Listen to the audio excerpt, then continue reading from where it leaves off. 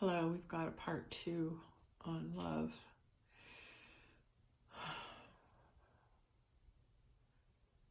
It's one thing to be a love generator, but it's so another thing to figure out, how do I generate love? What are the ways we can generate love? We'll ask ourselves that. How can we turn our vessels into a love generator?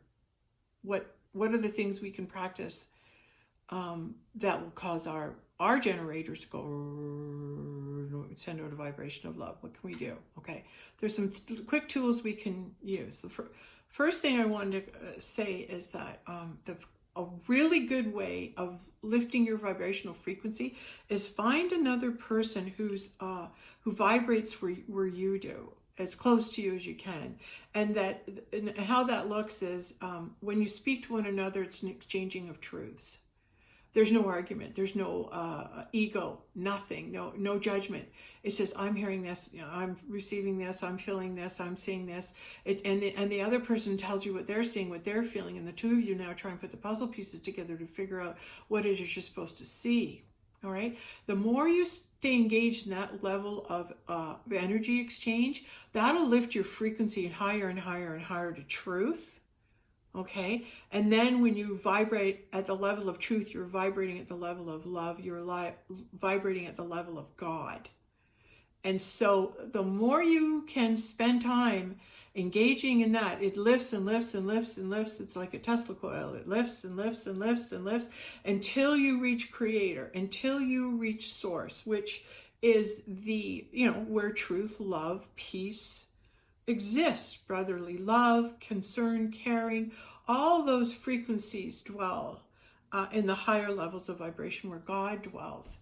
So that's why you want to stay together for a long time, increasing the vibration around you, because then now you can receive more truth. And that's the highlight. I have a really good friend right now, and she's actually Archangel Gabriel. We're going to give her a little, Archangel Gabriel showing up, on the scene. She's in the game. She's helping out. She needs acknowledgement because she's risking everything to suspend. Oh no, that's not it. What do I want to say? She's being rewarded because she's been so good at her job. So she's part of all this, and she's doing a great job. And yes, lifting up our vibrational frequencies. So we speak and as we talk, there's so much that's revealed. As we can talk for like a minute, and all of a sudden I'm right there, and I'm hearing God, and I'm receiving information and downloads. So I am blessed. This is such a shout out to you, and you know who you are, and because I don't know what I do without that mirror reflection to keep me in the game and to keep me grounded and solid and moving forward to see this through, and having the courage and not to be delusioned, because you've been there for me to keep me going on this, to help me to be that courage, that female lioness, that passion, that portal that pushes on to get till they get to the root of the truth, like a good journalist. Okay, so we're talking about creating love vibration frequencies, so engaging in conversations. Now, when I just want to give you a patterning. I received the awareness of today. When I was up north, I was there 4 months by myself, quiet, peaceful, sitting, looking at the trees, sitting on the beach, listening to the water. I wanted a lot of peace. I wanted a lot of quiet. I wanted a lot of silence. It's just like I just needed to sit and listen to the nothingness. And the more you sit and listen to the nothingness, it's like the more you get in touch with God, right? And you start to, he'll reveal things to you that you need to hear. When you've heard enough, when you've received your capacity, when you've gotten filled, you're filled, God sends you back home and says, now go back and teach what I told you. You just learned all this up here. Go back and teach what I told you. And I wanted to live there and stay there. I didn't want to come back. And it's, no, you still got to go to work. So get back down there, and you've got to keep working at this. You've had a great rest. Now go back and work, and all the good energy you're bringing, you're going to be able to bring in new revelations. So I need you to go to work there. Okay, Mary, get going. So it's like, okay. So meditation, yes, always. But that stillness and the meditation and the quietness leads to fulfillment with God. And once you have your fill of God, then you can go out and be the shepherd. So when Jesus filled up his disciples as much as he could with all that peace and love, sitting on the mountaintops until they, on the hilltops talking and just taking it easy. And once they had received a level of peacefulness that exists, they were able to fill up on God and go out and be the generators and talk about God, talk about Christ. They would go out and spread that word and talk about it.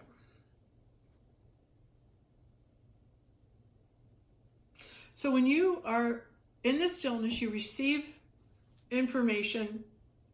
The information is then given to you, and you go and relay it to God's people. Okay. And there seems to be a sequence of moving from all the chaos to the peace. And then the longer you're in the peace, the more you become happy. The longer you are peaceful and still, the more time you spend being there, you become happy, and you have this energy of happy with you that stays with you. It's with you when you wake up. It's with you where you go, and you begin to live in a state of happiness.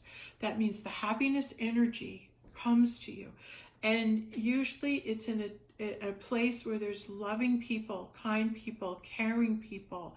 So the small towns, right?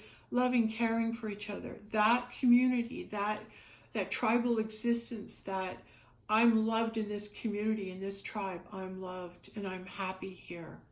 And when you find a place on the planet where you're feeling that you're the happiest, that's your people, that's your village, that's you want to gravitate towards, because you become happy once you're home. Once you've found the place where you should live, or where you resonate the highest with God, you begin to make that your home, because you want to live in heaven, you want to be in heaven, you want to be with God. So you're into this state of happiness, and you elevate from the chaos to the peace, to the listening to the stillness, to the meditation, to the filling up of the peace. You're so filled with peace in God, and then you find your place of happiness. And then from that place of happiness,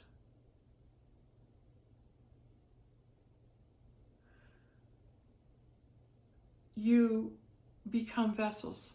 You become spokespersons for God. All right, so there was a sequence there that I had to share. The other thing that's coming through is, yes, okay, keep going. And it's, the happier I got, the more I danced. The happier I got, the more I let go of my judgments and didn't care if I was perfect. My hair was perfect. I didn't care if this. I just wanted my soul to shine. So I just let my soul out. Because eating the fruit in the garden, right?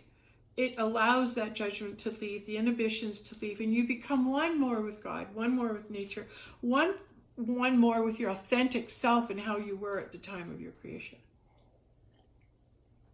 At the time when you arrived in a state where God created you to be, which is in a state of heaven, constantly on earth. But since that was taken from us, and we've been made slaves, and now we're looking to be free and be in heaven, return our heavenly state once more, we choose that. We say, I want to go back to the heavenly state, whatever happened here.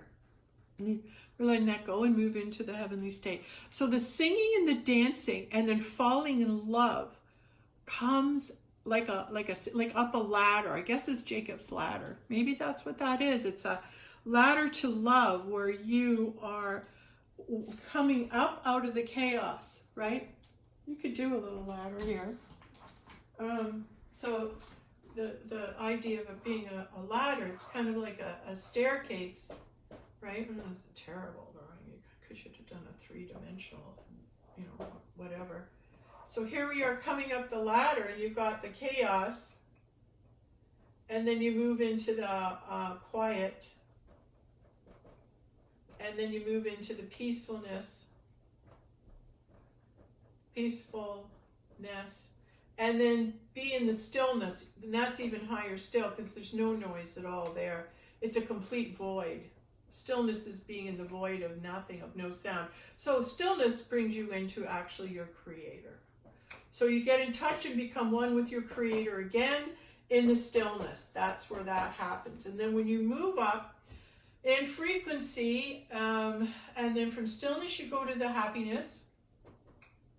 And then from the happiness you go to the singing and dancing.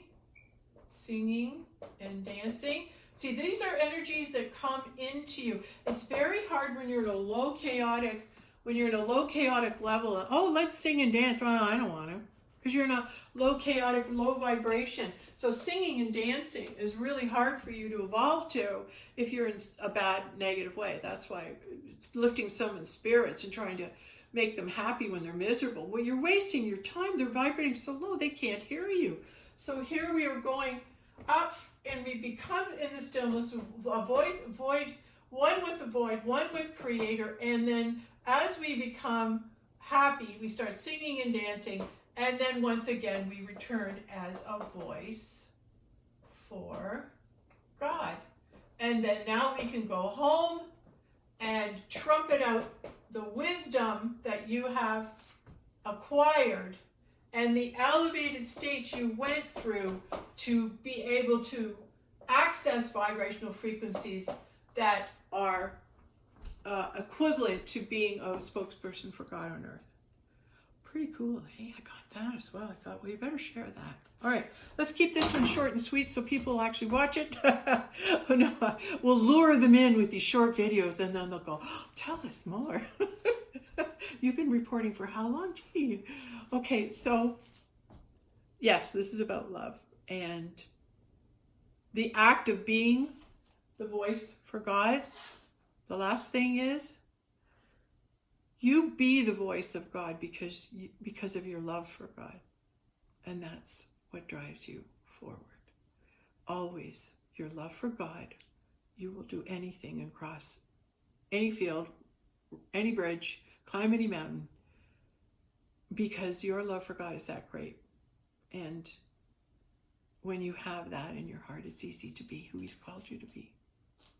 All right, that's it. Thank you.